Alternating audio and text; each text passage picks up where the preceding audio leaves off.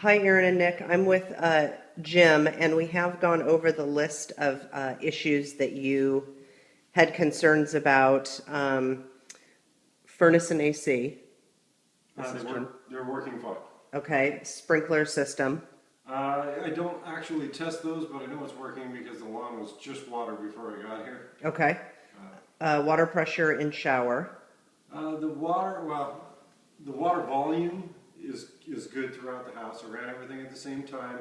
You know, there are a little bit lower flow shower heads, which is for conservation reasons, but everything tested fine today. Okay. And did you test the jets in the tub? I did. Okay. They're fine. It's Okay. also that Whirlpool tub's GFCI protected, and that's functioning properly, and there are no leaks. Okay. Are the rear vents in the foundation sealed to keep rodents out? The air conditioning refrigerant lines, which are below the dining room area, there is an area that's large enough for my standard. Okay. Roof, upper front flashing properly secured. Somebody's made it better. It's not ideal. Okay. So there's a couple nails that we could fasten that flashing down a little bit better. Okay. And then at quite a few of the flashing details, when they first do a roof, they go over that with a little bit of roofing sealant over each nail head. So there's a few flashing details I noticed that's kind of wearing out, which would be typical for the age of the house. So, you know, maybe I tab a few of those fasteners down and then reseal the exposed fasteners as needed, and I think you're pretty good to go on the roof. Okay. Gutter clean to allow water to downspout. They're not bad. There's a little bit of debris in them. Okay. By the time fall rolls around, you're going to be cleaning them again anyway. Okay. Moss removed from the roof. Did you You notice? know, I really didn't notice any moss on the roof, so maybe they did some treating for it, but overall the roof looks good. Okay. Structural exposed. Okay, I'm going to walk Jim out because there are some areas he says definitely need to be painted. Caulk at siding joints around window trim and frame, and I noticed you mentioned that there are some areas that need caulk. Okay. Plumbing, front exterior hose bib, make sure that it doesn't leak. It wasn't leaking. Okay. And did you notice the main water shut off? It's located in the garage. Okay. So I'm going to follow Jim around for him to point out the most relevant things that he noticed on the report he sends you. He's going to email it and he'll do photos. And if you have any questions at all, call, because he has to note every little thing, whether he thinks that they're really kind of important items or not. Okay. See if the inspector can find his shoes.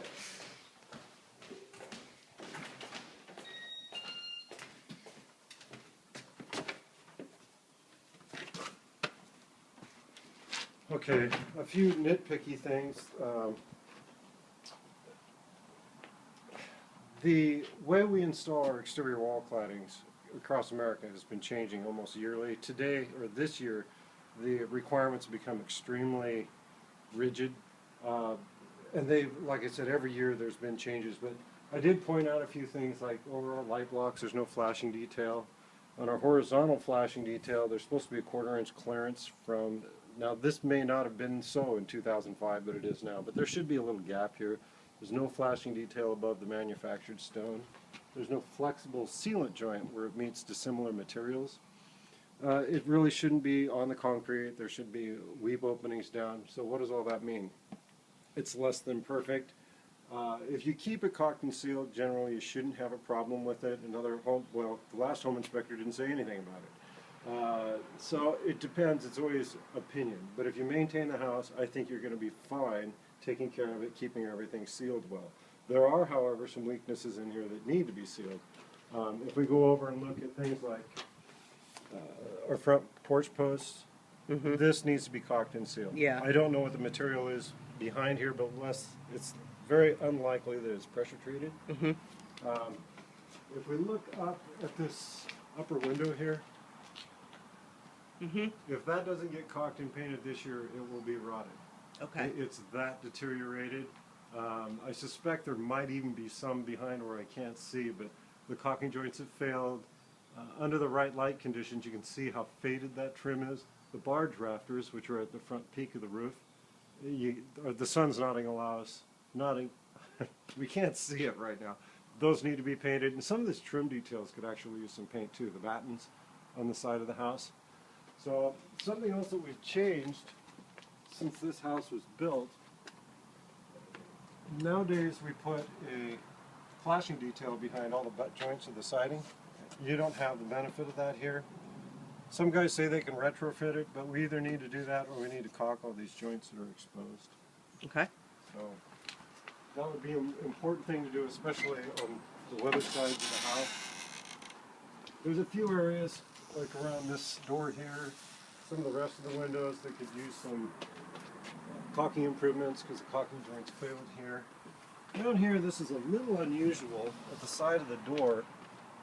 We've got some exposed framing and there is a little bit of rot to it here and also here in this trim board down below. There's a little bit of rot there. Should not be a big repair, but at the very least, this is not structural at all and neither is this.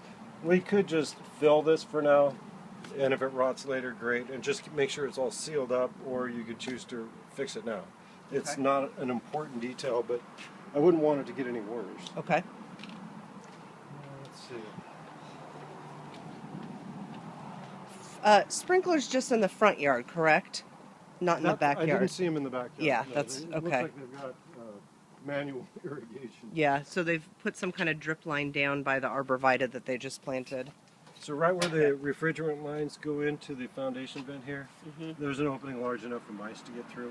Okay. So it'd be a good idea just to seal that out. And then another observation, and the siding manufacturer doesn't like this, when we pour this concrete actually above the siding. It's a poor building practice, but it hasn't hurt anything in the whole time it's been up there, and it's partially undercover. So I'm not super worried about it. If in the next 10 years or longer, you did run into a problem, you could just replace the one piece of siding. Okay. So I'd probably inspect it next time you're getting ready to paint the whole house exterior. If it's still fine, well then good. Okay. So I think that's basically it on the outside. I did notice on the east side there's one joint in the gutter where there's a tiny leak. Okay. Wouldn't be a bad idea to patch that up, you know, just with some gutter sealant.